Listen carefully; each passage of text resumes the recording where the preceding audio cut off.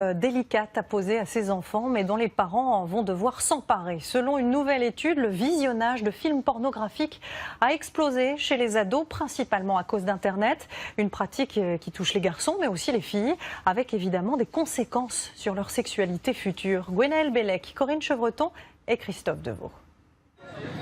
Les ados eux-mêmes nous le disent, la pornographie est un sujet tabou. Ces élèves de 17 ans en classe de première reconnaissent qu'elle est bien présente dans leur vie. J'ai commencé les premières fois vers à peu près 4e. Mais je regarde de temps à autre, on va dire pour se divertir. Est-ce que vous en parlez entre vous? C'est pas du tout un sujet à en parler. C'est chacun de son côté, un peu un jardin secret, on va dire. Est-ce que vous en parlez avec les parents? Non, jamais. Et on leur ment un petit peu pour pas les accabler. Les chiffres inquiètent les professionnels. Près d'un ado sur 10 regarde de la pornographie quotidiennement, 5% plusieurs fois par jour et 20% au moins une fois par semaine. Les ados eux-mêmes, notamment les filles, ont conscience du risque. Je vois ce que vous voulez dire.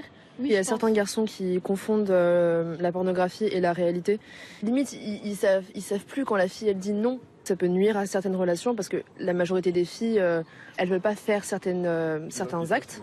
Et les parents ont très peur de cet accès libre à des millions de contenus gratuits via les smartphones. Cette mère a trouvé sur l'historique internet de sa fille des images pornographiques. Sa grande angoisse aujourd'hui, tout ce qu'elle a pu voir de assez trash, on va dire, parce qu'il n'y a pas d'autre mot, se banalise à ses yeux.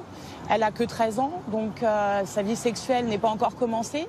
Après s'être mise en colère, cette mère lui a expliqué. C'était pas la vraie vie, c'était pas la vie réelle, c'était pas la vie sexuelle réelle d'une femme dans la vie courante.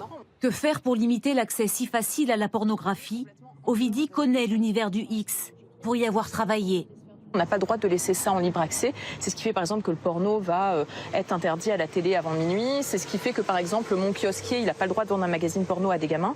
Bon bah voilà, on n'a pas le droit de diffuser du porno n'importe comment. Bon déjà, la première chose à faire, ce serait faire respecter la loi et que le gouvernement s'empare de ce sujet.